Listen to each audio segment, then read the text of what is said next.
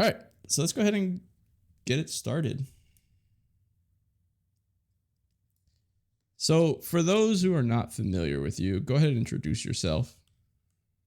Hello, everyone. I am Akalix. I am WoW's English Community Manager, and I do everything from marketing to being one of our support leads to being just overall always around. Yeah. Sick. So, one of my biggest questions about this is what inspired this project? So, what really was the original concept for Classic Plus? So this predates even me, but the original idea behind Turtle WoW was wanting a comfortable RP PvE server where you could really do things at your own pace, take it slow, be calm, sort of a relaxed experience, not rushing for the fastest or the best way to do this, but enjoying yourself. Originally, the server was at 0.5 XP rate, so 50% XP. Eventually, that became our slow and steady mode instead of being baseline. But I believe that originally we were always slow based. And then over time, we shifted into more of a, rather than just a slow vanilla, we shifted into more vanilla plus territory, where now we have our custom expansion, Mysteries of Azeroth, where basically what we are doing with that is we are trying to expand upon and go more in depth into the world of Azeroth rather than how in the Burning Crusade Blizzard went into a cosmic battle against the Burning Legion, right? We want to focus more on Azeroth, right? Focus more on Yeah. this grounded world based in Warcraft 3 and vanilla lore. So stuff like seeing random places around the world that just weren't included before, like Hyjal, Tillabeam, Thalassian Highlands, that sort of stuff. Yeah. So that was one of the things that caught me by surprise. I jumped into the project briefly in 2021 because I was just frustrated with Warmane's seasonal server, and I wanted to try a different project. And the Classic just for me at the time wasn't it. I just was stuck on that fast paced mindset. But I came back to this project last year around April, and I started noticing just these slight changes that made me really do a double take, is that really in the game? And I go look Wowhead on the quest and oh, sure enough, it's doesn't exist. Which was it was a really cool feeling, just exploring the world and having that sense of mystery back that was just missing from the game. And it's a really good feeling. So the direction of what was the name of the expansion again? So Mysteries of Azeroth. Yeah, Mysteries of Azeroth. So that came out that announcement came out last week, so it's pretty fresh. What direction are you leaning more towards? Because for me, I felt like Burning Crusade was not the natural next progression in the story of WoW. I felt like Wrath of the Lich King would have been the next logical step, taking the battle to the Lich King, just because of the way Next Rammus came out. It just felt like that would have been the next logical progression. So we've been ever since I believe 1.15 or 1.15 update, I want to say. We have been in the sort of Mysteries of Azeroth era. And what we've been doing in this, it's not necessarily in a fully chronological order. It's more trying to fill out everything that we think is a story that needs told or a location that needs exploration. Like Gilneas isn't opening after Next Rammus necessarily. It's just a matter of we're just now getting around to getting it done. And we're looking for, rather than some big push forward throughout time, in our development roadmap that we dropped the other day, you mentioned, we're not necessarily looking for either of our two new raids, Karazhan or Grim Batol, to be necessarily either before or after in a sense of a timeline, but these are just some of the stories that we're wanting to tell and some of the places we're trying to explore rather than oh, we need to go beat this because we just beat this guy. Even just looking at it in a sense of original WoW, uh, in like base vanilla, the order of operations there seems a little bit weird to me. You start by fighting one of the strongest primordial elementals, and then you go and you fight an aspect dragon, and then you fight a literal god of like unspeakable horrors, and then you go fight a guy who's cold and undead. Yeah, So yeah, it does seem a little bit weird. Like like you go from fighting dragons to fighting a literal like ancient god who's been around since the ordering of Azeroth. yeah, and then it's just an undead servant. Yeah, So basically. But yeah, so the Grim Patrol raid is going to be a tier 4 raid. yes. I think one of the questions I definitely wanted to ask was, so what's the plan for getting people like the ability to gear up for like a tier 4 raid? Because a lot of content right now is kind of just the classic WoW, like natural like loot progression. You've added like Karazhan and stuff like that, which has filled in a nice little gap between like tier 1 and tier 2. But what would be the plan for filling in that gap between like tier like 2, 2.5, 3 to get into like that tier 4 raid? Um, so how it's going to work is we're going to have Karazhan 40 coming out, which is going to be a tier 3.5 raid.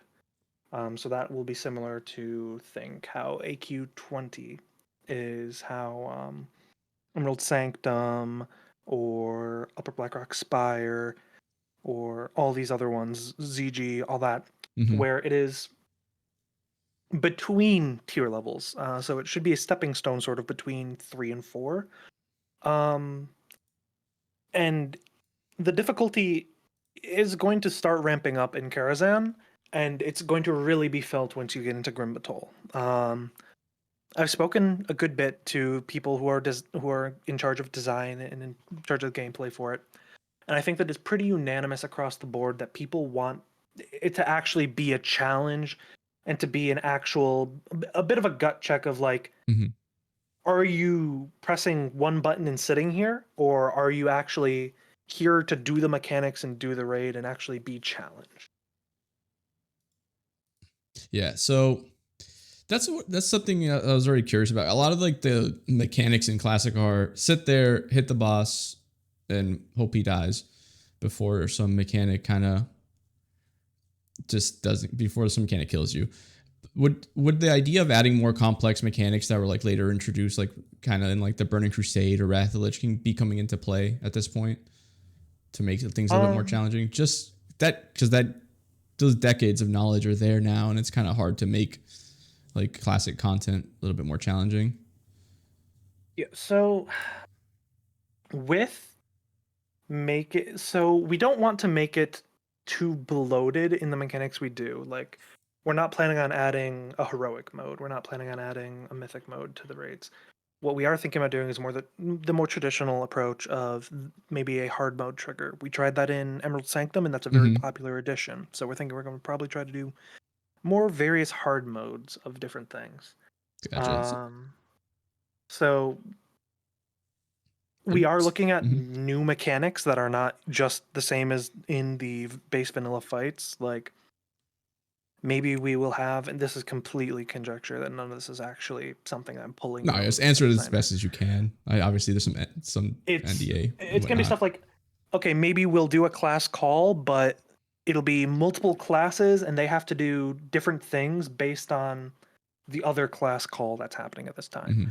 Or maybe it'll be something like, okay, the raid has to split and have certain people focusing on this, certain people focusing on that, and certain people focusing on that, similar to how you'd have to do Four Horsemen, but instead of rotating around, it's some other type of challenge. And really, we're going to get creative with it. At least that's the goal, because we don't want it to just be more of the same. We want it to be not only challenging, but rewarding for when you succeed. Gotcha. Um, so basically no soak mechanics from like modern WoW, thankfully. I don't I can't say for sure there won't be soak mechanics, but I'm pretty sure that's not going to be the main mechanical challenge because that's just boring design. Yeah. That is adding a flat healing check just for the sake of adding one, but without Which it all of even Classic being is at the fun. moment, basically, it feels like. A lot of Yeah. it's just healing checks. Um, so with the addition of the next, of like that next expansion, does the team plan on adding more races? I know Goblin and High Elf were definitely added, and it feels a lot more right than adding Blood Elf and Draenei in Burning Crusade.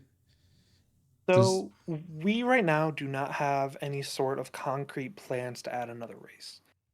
We've already added 2 races, and while the idea of more races is always fun, there are so many factors that get added whenever you add a new race that mhm.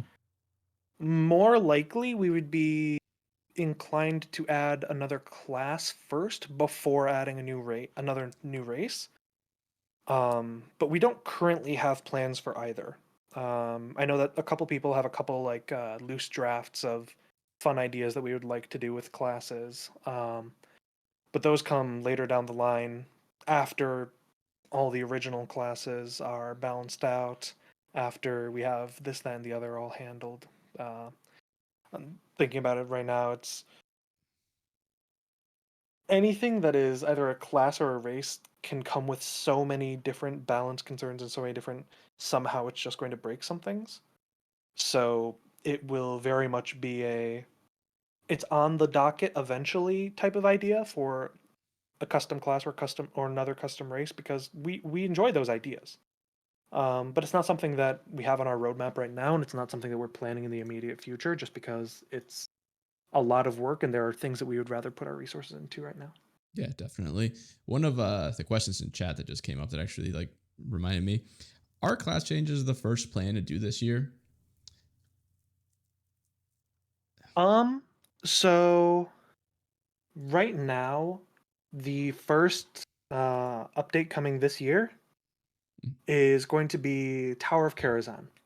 And that's going to be having Karazhan 40, which is tier 3.5, Mm-hmm. a new primary profession, Okay. class changes, new customizations, and alt tier sets. Okay, so alt tier sets is something that's also like very interesting, and the fact that people already have like existing tier sets. What's the plan for that? Will people be able to exchange those for tokens, or will they be able to exchange those for the alternate pieces, or do we just have to go re-earn them? So I believe the plan is to allow people to exchange their tier pieces for the alternative tier sets. Because it would be a little bit of a rough ask to say, hey, you've done all these raids, you've gotten this set, you Mm-hmm. want to play the other spec now, and you have a full set, go again because yours doesn't count. So Yeah. I think the plan would be to let it be exchangeable. I could be wrong on that. More details will come out at some point, Mm-hmm. It's definitely a tough ask to but have people rerun Molten Core yeah. for tier one sets in the Blackwing layer. Um, but yeah, that's good. Just coming as a paladin and basically every set being tailored to either Ret or Holy as a prop paladin. It's kind of hard, but that'll be sick to see.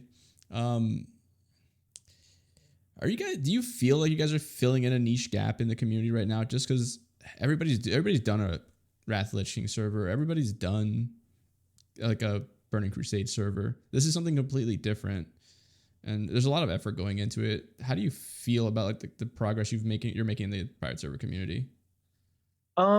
I feel like we are a unique project. Obviously, there are other Vanilla Plus projects out there. Mm-hmm.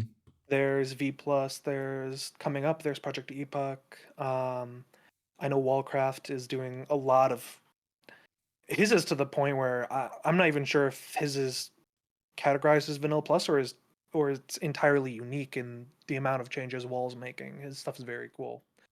And I know that the what is it called? Hate Forge is another one that I believe is doing some Vanilla Plus content as well. Mm-hmm. I know there's a handful of them out there, but we have our custom zones, our custom raids, models, all that sort of stuff to where We like to imagine that we are very unique, and we are also some of the only lunatics who are willing to do all of this on the vanilla client. Yeah. Yeah. So yeah, so I was gonna ask about that. Are there plans to upgrade the client at some? I know it's a lot of effort, and there's just the amount of legwork required to do it is huge. But are there plans to update the client, just knowing the limitations of that 1.12 client? What I will say on that is that along the way, at some point in our development process here, we're planning on doing some user interface changes to the client to reduce add-on dependency. Okay. And the other thing that I will say is that we are not planning on moving to the 3.3.5 client, the Wrath client. We're not planning to move to that. Yeah, I can't see that being at this point with all the custom content. I can't see that being a feasible thing to do. Basically, It, just to the amount of legwork. transfer our custom content to a different client would take years of development resources. Yeah. Knowing what you guys know now, would you have done it on the 335 client? That's something that a lot of people disagree about internally. Um, Knowing what I do now, no. Knowing what I can say now, yes. Because I've seen what you guys have, like the 1.12 client, you guys are pushing it basically very hard, and just the backporting of everything has been done very well. Like Stormwind Harbor just backported very well. A lot of the stuff. Some of like the armor sets that are from like I've noticed like some of the gear from what's the Isle of the Gilligan's Isle. Those sets, Lapis Legionnaire? yeah, those sets are from later expansions. I noticed one of them is like from Pandaria. I want to say one of the shoulders, and the backporting is very good on that. But so, what's the significance for choosing the Grim Batol raid as like tier 4? So Grim Batol, the reason we chose it for tier 4 is it is such a massive location. It has so much potential, Mm-hmm. and we have someone who is custom modeling the entire area. Oh, wow. I don't know if you've seen that we had in game. The entrance was put in for it. That's actually how I found out that Grim Batol was gonna be the next raid. I was out there just minding my own business, doing some dragon farming for the pet, and I noticed that Mm-hmm. a door was missing that wasn't missing before. Mm-hmm. Yeah, that was something we decided on a whim that we wanted to use that as a way to tease the next raid, and we didn't want to announce anything. Just add that in for our big 1.17.1, I believe it was, Mm-hmm. update. Not say a word outside of that, and just let people find it. And I think Yeah. that's a very fun way to do things, and something that we'd like to do more often if we could. I, I know that there are a couple secrets out there in the world right now that people have yet to still find. I will say I do like that because it does add to, like I was mentioning earlier, that sense of discovery and just feeling like you're playing a different game, even though it feels so familiar at the same time. There's just like even just walking into Gilneas for the first time when on this character when I was leveling my paladin just recently, it felt like I was like just experiencing a whole new expansion. Like the amount of work and effort that went into the zone is actually really good, and props to you guys for that. Just a small team being able to do something that I hate to say, but like Blizzard really like cannot. I wouldn't trust them to do something like this. Just with the mess season of Discovery's been. Um, Let me see what else. What else we got? Do you guys plan on adding more legendaries as like we progress forward? I know the Scythe of Elune is there, and that's up there for Karazhan Faith of 40. Loon is going to be part of a legendary line. Mm-hmm. I imagine there will be more legendaries in the coming raids. Um, give a little bit more diversity to who can have a legendary, what legendaries are good for what. Mm-hmm. Um, I can't say for sure, like, oh, we're gonna have a legendary dark hammer from Grimbatol, or we're gonna have a legendary rock from Karazhan. I don't know yet, but it's something that's on it's definitely something that we are not opposed to. We don't want to just stick to strictly the original like 4 or whatever they are legendaries and nothing else. Yeah. Like, I don't know how you guys feel about like lore significant item. I mean, Atiash is already a lore significant item, but like something like Gorehal being added as a legendary for warriors, for arms warriors, just to make them a little bit more viable. I know So it's kind of off-putting to think about when you see the whole world walking around with a Gorehals, but yeah, it's a hard balance there, right? Because on the one hand, I know at one point we toyed with the idea of certain legendaries being implemented that haven't been.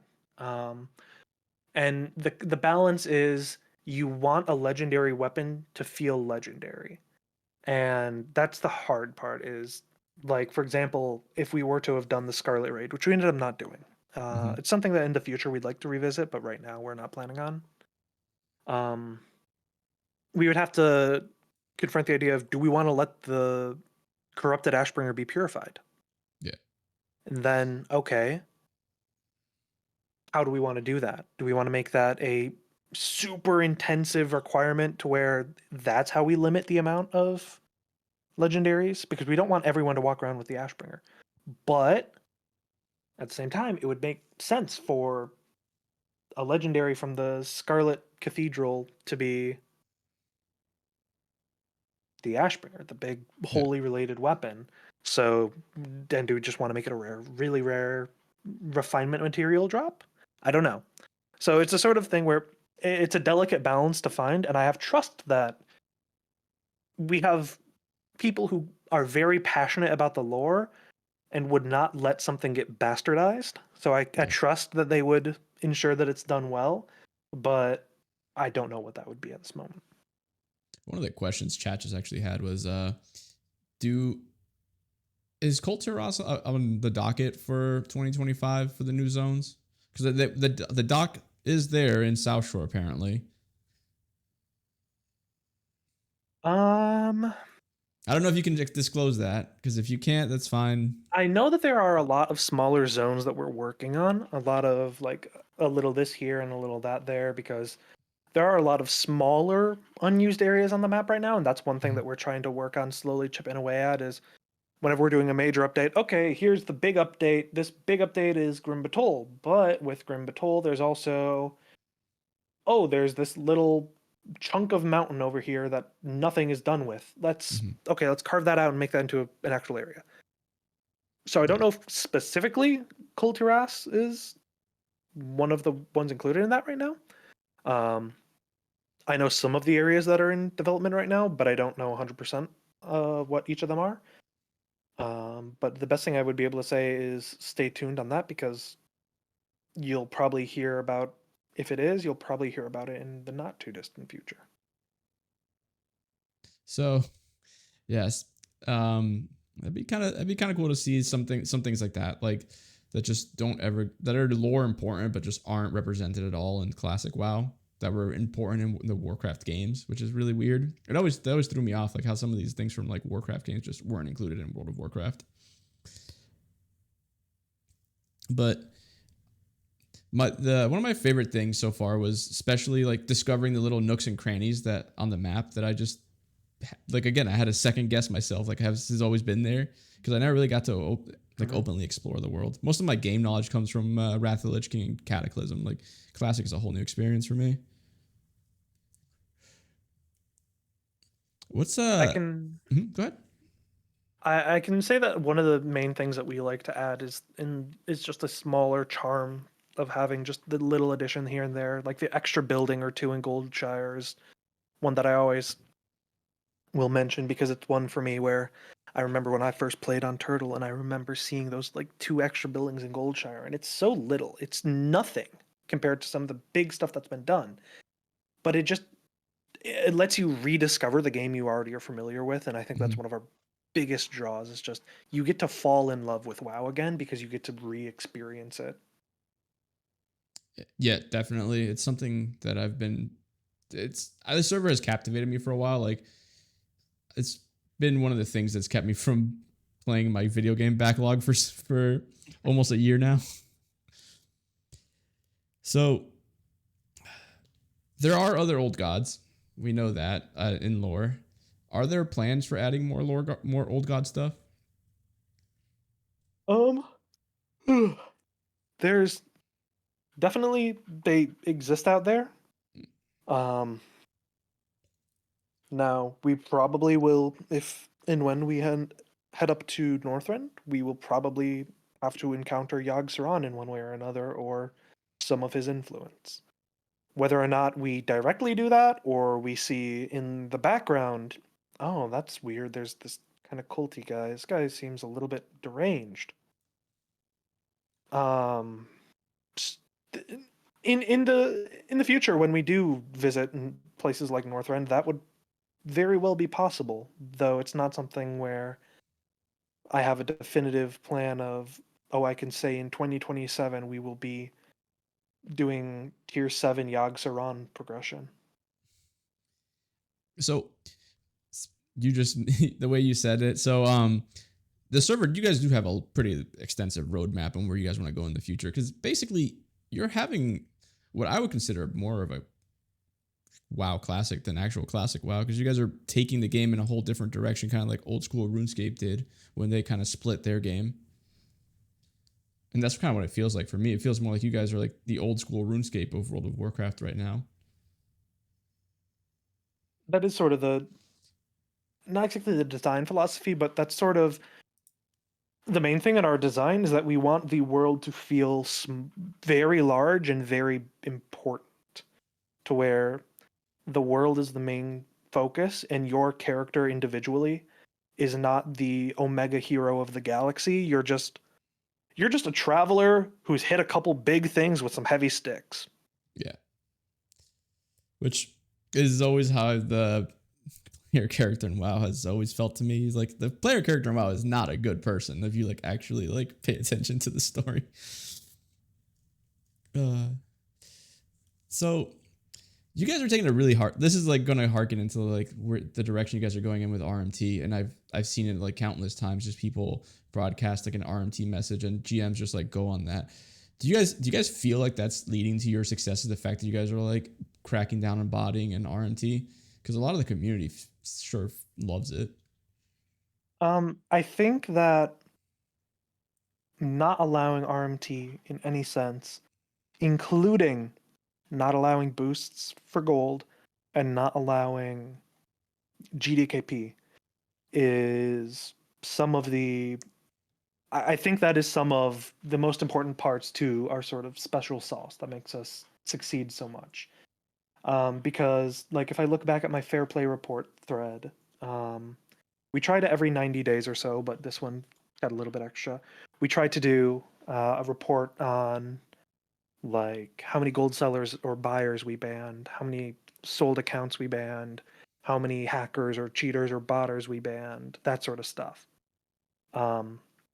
And I think that that is incredibly important to our server success, because people feel like this is a safe place for them to play, in that they're not going to lose their progression, and they're going to get the authentic experience of the MMO, not, well, that guy works 18 hours a day farming gold and now I have to send him $20 to be able to get my next piece of tier gear. It should be an experience where if you're in the MMO, it should be about being in the MMO. It should not be a matter of, can you swipe your credit card or something. And it should be a matter of, you have to manually play the game to play the game. You don't get to just sit there and, all right, another 15 gold. I'll be back after this episode of my Netflix show to spend another 15 gold for another run through this dungeon. Like, no, that sucks. And anyone who's saying that, oh no, that's good, you want to play the end game, but you don't want to actually experience an MMORPG, which is what we're about as a project.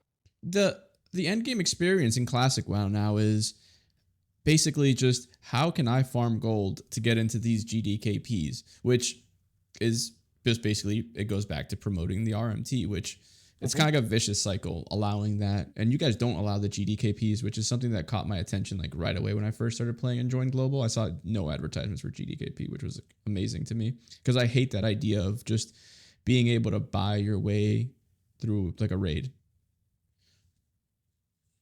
Yeah, it's one of the things where we had a discussion about it. I remember a long time ago about should we allow GDKP, and the argument for GDKP was like, yeah, it's nice to be able to make some gold by raiding if you are a geared raider.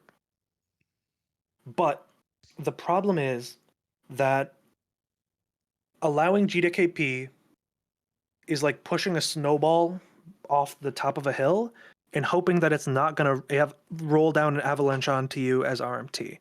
It's just inevitably slowly going to start happening because GDKP will over time incentivize people to have larger and larger amounts of gold to be able to get their gear.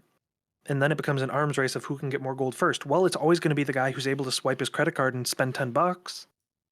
It's never going to be Definitely. the guy who just works a 9 to 5 and then spends the next 3 hours with his wife and kids. And then he's like, okay, well, kids went to bed, wife's watching TV.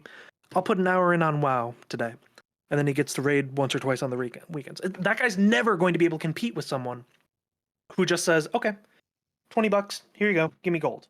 So it completely ruins the fair play aspect of it. And that's why it's so important to us. That's why we don't allow any of that. Definitely. No, I do respect that.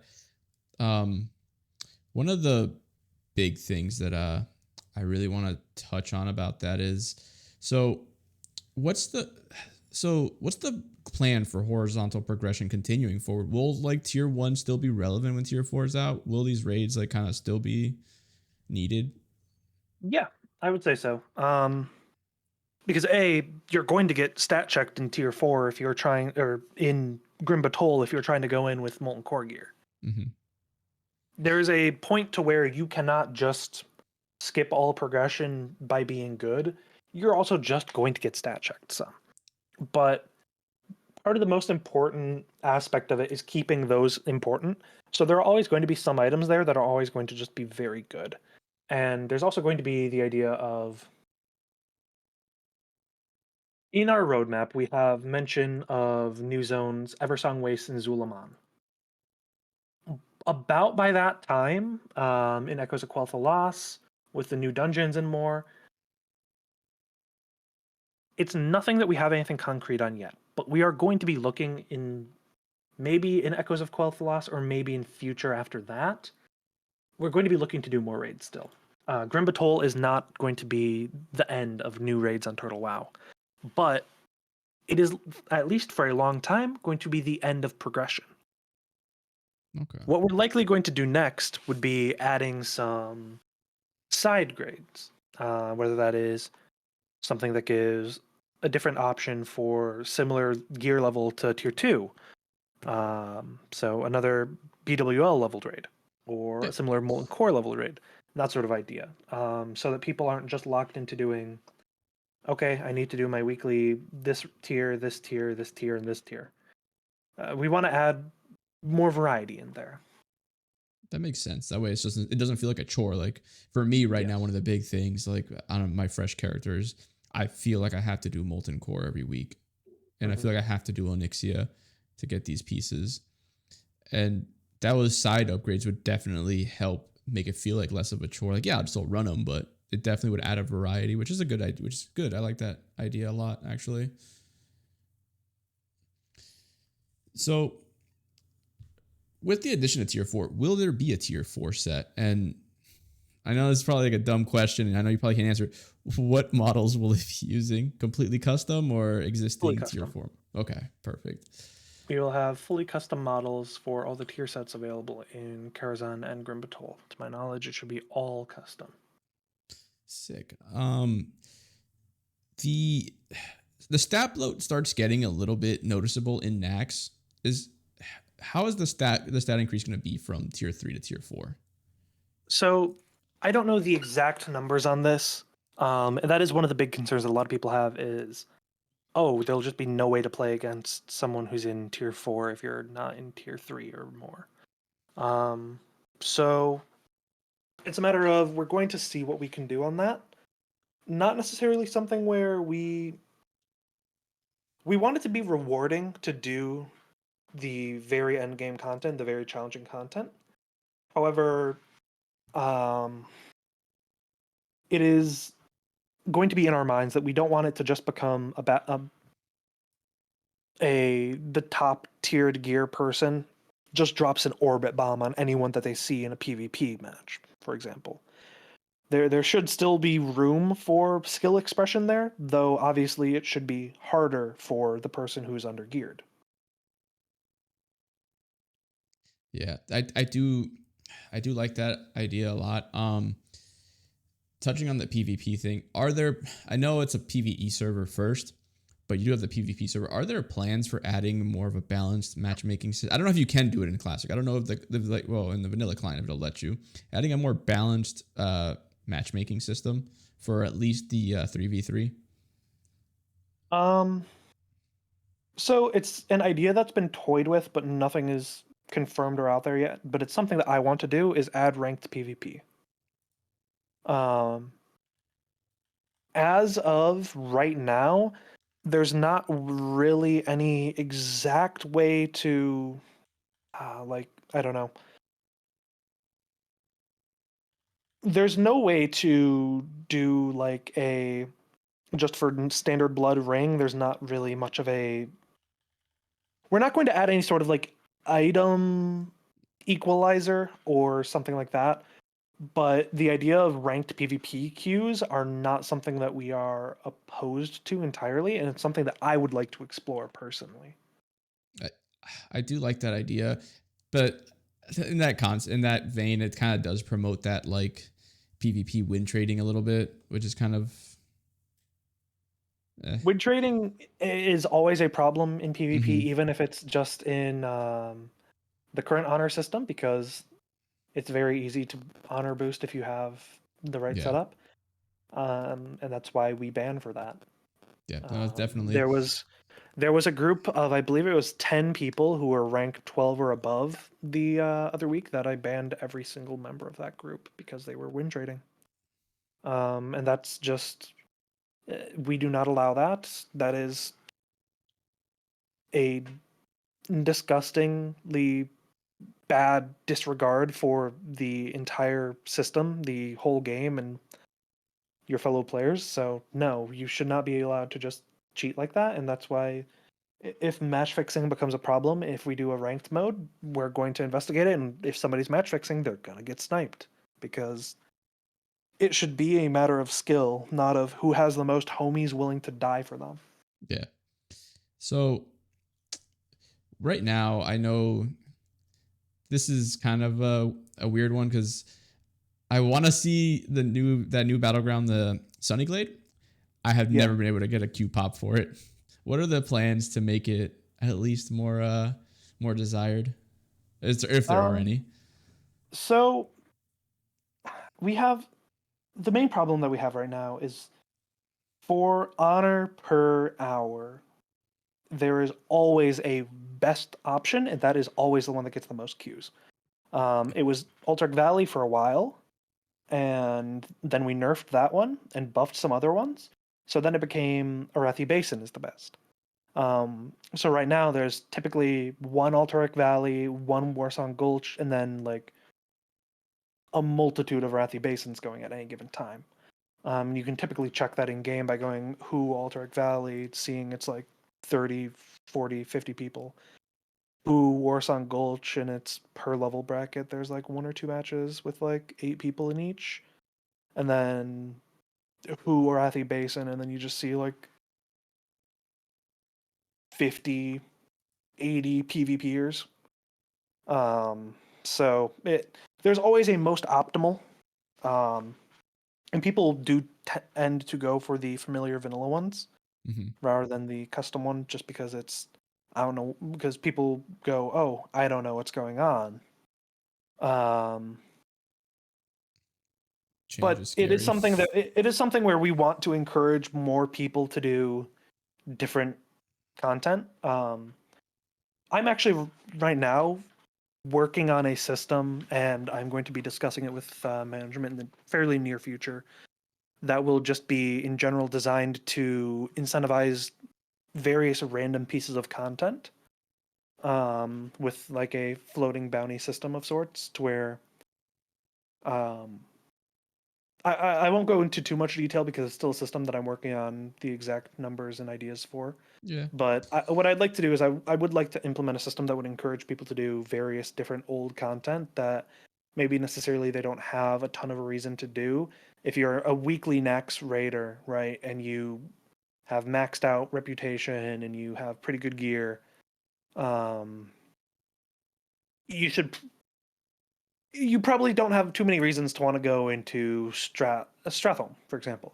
Yeah. So maybe we can find a reason to every once in a while encourage someone to go into Stratholme, or go into here, or go into there. So yeah, I mean, almost like a weekly quest, kind of, or like. yeah. The idea would be similar to like a basically a rotating bounty, depending on Mm-hmm. just being sort of randomized and then direct people to various places. But it's something that's still in the draft stage, so nothing Have you guys like toyed concrete. around with the idea of like a battleground roulette, maybe, where you get a little bit, maybe like a reward box? I know it kind of comes back to like the dungeon roulette, but maybe not the dungeon roulette for like dungeons, but maybe for like battleground, you get like a loot box, some consumables, and maybe a little bit of gold. So So the hard part there comes in keeping it vanilla like, to where having it be you random queue into a random BG, it gets it gets a little bit hard there to be vanilla like, and then I also don't know how much that would fit within the limitations of our client. So yeah, I wouldn't look too heavily into the idea of like a rotating battleground system similar to that, but maybe doing something more with the battleground weekend NPCs, where it's like, oh, this week is this battleground week.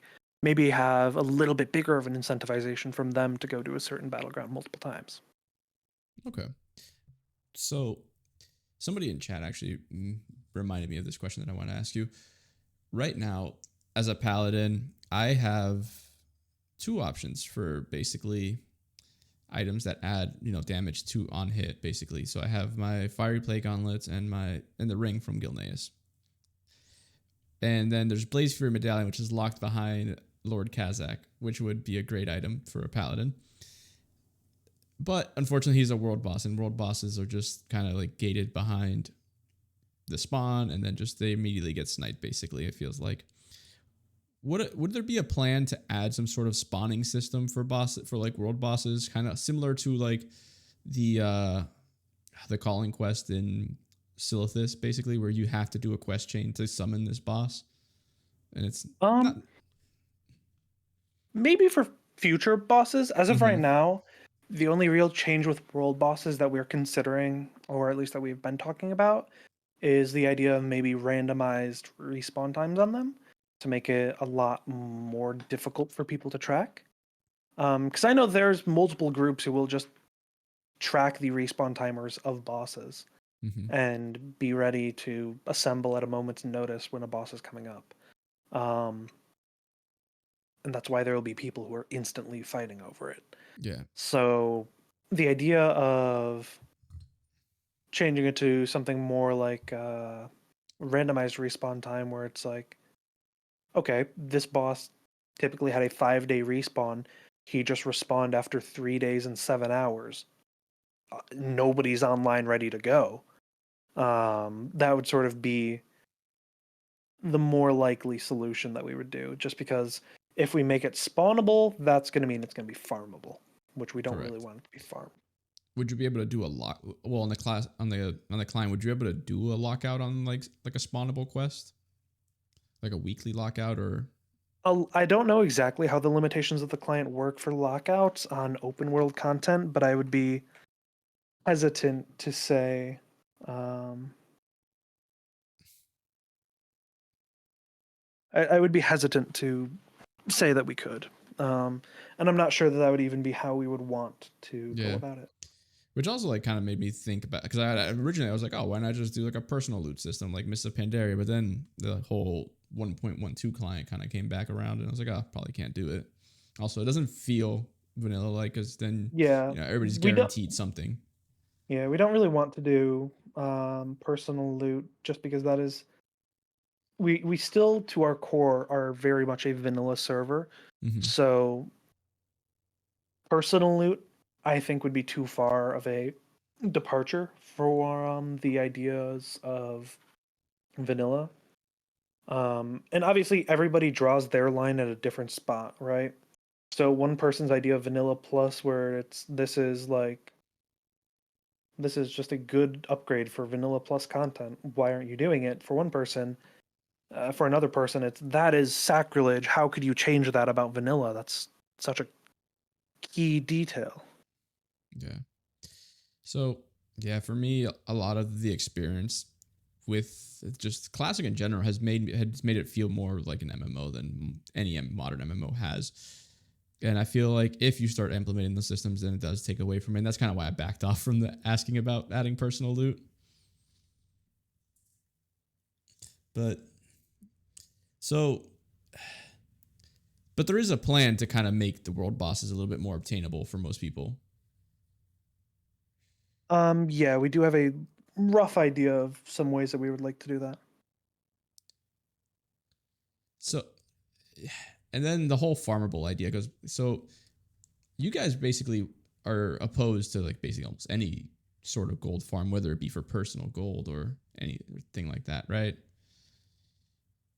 So that one is it's a tricky question.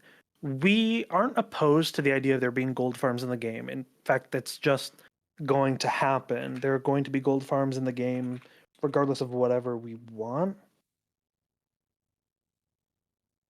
However, we are opposed to gold farms being far better than any other method of making money Mm-hmm. and encouraging people to just solo spam instanced content.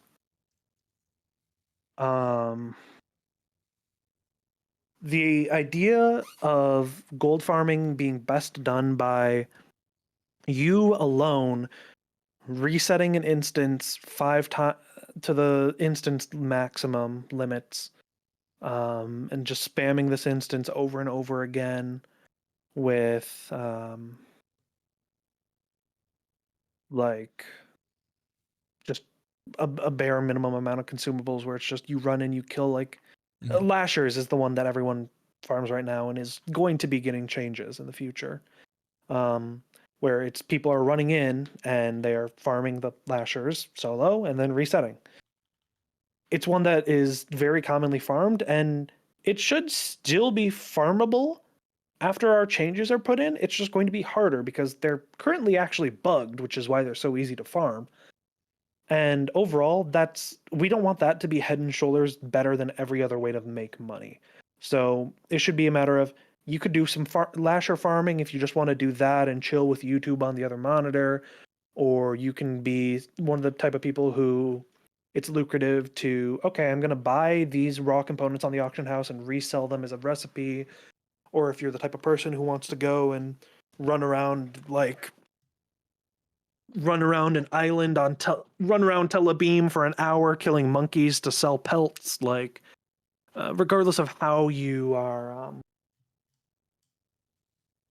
regardless of how you do it, you should be able to earn a decent amount of money. It's just a matter of you shouldn't have one method or the other which is 10 times better than every other method or has at least 10 times the popularity, because then it just becomes who can do that the most, and it's a lot less of a MMO experience where, and that's one of the big things I've stressed a lot in my posts. And Mm-hmm. I'm being a little long-winded about this because it's something that I've been dealing with a ton recently, is the idea of the economy, where we're trying to have it be balanced to where you are incentivized to enjoy types of content where it's actually involving yourself in the MMORPG world to make that money. Whether that is you're a farmer, so you're out there getting resources, or you're a tradesman profession specialist where it's like you have these rare recipes and make your money that way, that sort of thing. Because that's peak RPG fantasy, and farmer and people who are farmers and like farm mobs and dungeons, that is a role in that, and that is like people who farm raw materials is also a part of that, but it shouldn't be that's what you're required to do. You shouldn't be destitute and sad if all you do is try to pick flowers or prepare food. Yeah. So, touching on the rare recipes thing, um, are there plans to add more rare recipes? Like, I know Dreams Herald is one, and Dreams Herald I did notice is like, it's arguably I would say a scuffed Thunder Fury. It's the way it looks like to me based on the stats and just the way it behaves. Um, are there plans to add more items like Dreams Herald to the game? Um, Limited recipes are something that we do like the idea of. It's just a matter of we want it to not be botted, but otherwise we do want it to have um, we want it to be very doable but still uncommon. Gotcha. No, definitely. Um, so with the addition of Emerald Sanctum, there was the addition of more consumables. Are there plans to add substitute consumables, kind of like the Dream Tonic as like a spell power consumable? Are there plans to add like a melee alternative consumable to say the to Mongoose or um, Giant's Elixir? Um, I don't know of specific plans for specific items, but I know that in general, um, there are going to be inevitably more consumes at some point. Um, so it's something where there will inevitably be some new stuff, but it won't necessarily be direct equivalents or directly this better, that better. Gotcha. I do like the addition of the consumables persist on death. It's been a lot easier on my wallet for rating. Yeah. So somebody in chat actually asked, rare recipes are nice, but a few more leveling recipes would be good too. Can we get Yes. more wands from enchanting? I found the priest player. I don't hate the idea of more like low level crafted gear. I think that that's always very fun. Part of that fantasy is making your own gear as you level and that sort of stuff. Um, but it's not something where we directly have anything in the works for it. Honestly, the best thing I can suggest you do if you like that idea is write up on the forums in suggestions. Not just, hey, this is my idea, but write out a couple ideas for the items themselves. So, like, what the recipe would be, at what level, what it would do in damage, what stats it would have, that sort of stuff. Yeah, that's actually a good suggestion there. For enchants, what's are there plans to add more enchants for end games, like more tanking enchants and things like that? Probably goes back to that recipe question. Um, I'd say once again that's under the category of in theory probably, but I don't know of anything in concrete of anything direct that we have plans for. Gotcha. So what's the process for adding just content to the game? Like what's how does it get ran down through management and everything? Um, could you be more specific as to what type of content? So like for example, when you're adding like items, like for like the design of it. So how do you guys decide what models to use and what models to downport or backport for that? So a majority of our models now and going forward are fully custom. Um, and we have multiple 3D modelers who are outstandingly talented. Um, so a lot of it is we are going to be trying to do as much custom stuff as we can and try to really get unique with it, get creative with it. You can see some of our new gear in the roadmap on that orc. You can see some of our new gear that is custom models there. And honestly, I think it's very cool looking stuff. You can see it on the undead as well. So as for like gear models, we have our 3D modelers design it, get some direction from like our narrative and design lead, and then it goes into the review stage of, okay, does this fit what we want? Does this look correct? Everybody like this? Yep. Any changes? No. Okay. Boom. Put it in. I can speak to some of the other pipelines as well, though, because it is different for different content. Gotcha. I did Um, notice one of the models that I was not familiar with the other night when I was running Blackwing Lair. One of the headpieces off Nefarian was something I had never seen before. we do Was it? have on some bosses custom loot. One that I know a lot of people look at is the claw off of Cthulhu. Yeah, that's one that I noticed on the actual Atlas when I was going through it just to see what's new. So I kind of want to circle back to something. This will probably, because we're almost an hour in, I kind of want to circle back. It's probably the last one. I want to circle back to something you mentioned earlier, was toying with the idea of adding another class instead of adding another race. What the logistics behind it would be ridiculous. Like, but still, I know the team could probably do it.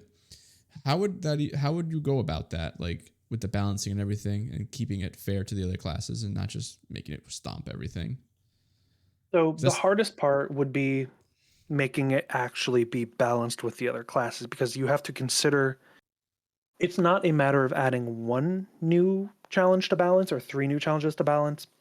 It is a exponential amount mhm. every time you add a new class because instead of doing, oh, I need to worry about the balance for three, no, it's a matter of what are there currently in the game? 8 classes, I want to say. Um,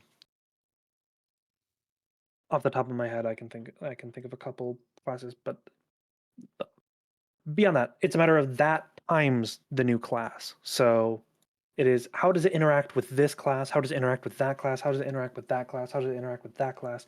And you have to think about that for every single class, every single spec in the game.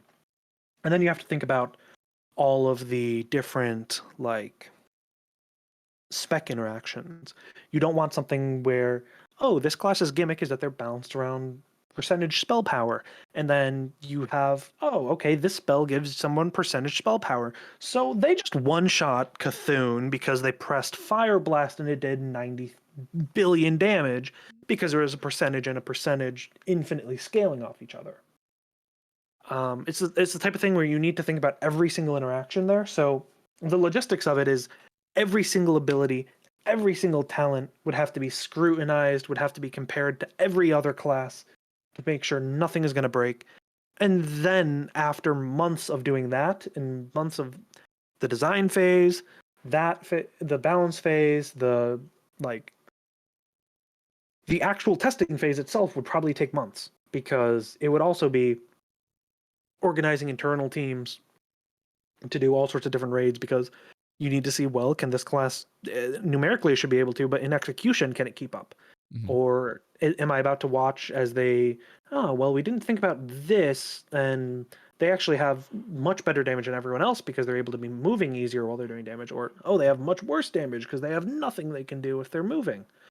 That sort of idea of where it's something that you don't necessarily see when you're looking at the numbers, but there's a lot of intangibles in rating as well. So yeah, because Same we with saw that PvP. with Death Knight when it first released, and it was just a class that was just stomping everything on its own. Death Knight was able to just solo beat entire dungeon parties worth of people in Mhm. value, and that's something where we would be very, very worried about that happening. So we would have to be testing it for ages. Lore wise, I mean, Death Knights wouldn't make sense, but and this is like all hearsay and just conjecture. What would be a class that you would want to see added to the game? I say this with complete bias because I have a small draft for it, Necromancer. A necromancer class. So Yes.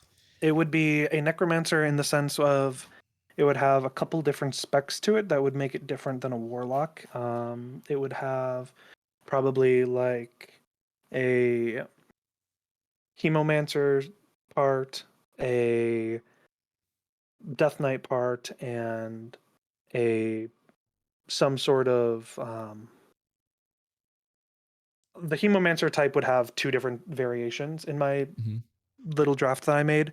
It would be the tank spec, which would be the Death Knight styled one, and then it would be the two Hemomancer specs, one of them being a healer, and then one of them being, and this is the cool part that I had thought up, that I have zero numbers or anything that I could say is to make it balanced, but where my concept was the idea of it would be using health as the resource. So it'd be something like you put on a dot and it costs you, like, let's say 500 HP to put that dot, but the dot will slowly heal you over time every time that it does damage. So it would be a very so it'd be life balancing steal. basically your health.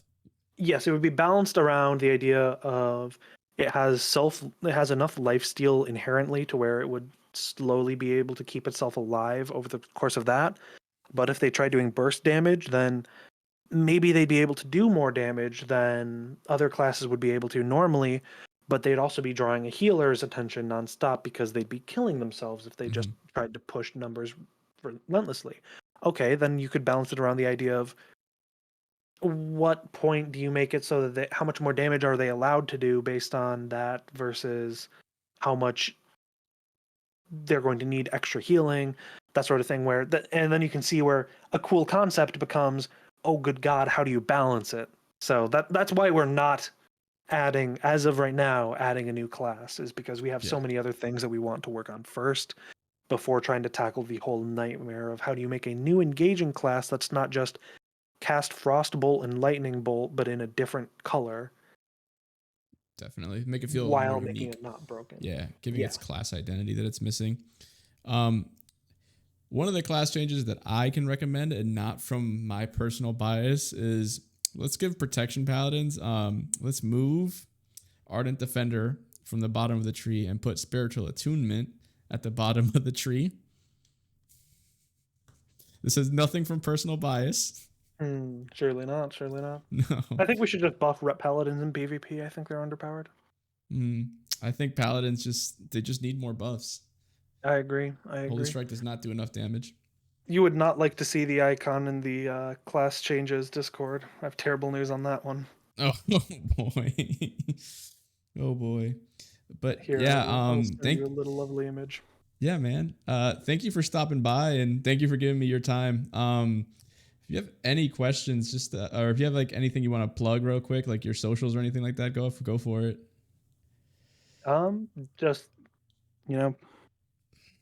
stay tuned on the announcements channel, and keep an eye on the forums, because I'm going to continually be pushing out fun new updates on various different things, turtle related, and obviously follow the Turtle WoW Twitter, because whenever I get more likes on there, my boss is happy with me. So, more likes on there means I'm more likely to be able to make some stupid, unfunny meme tweet instead of updates. So, good reason to follow right there, right?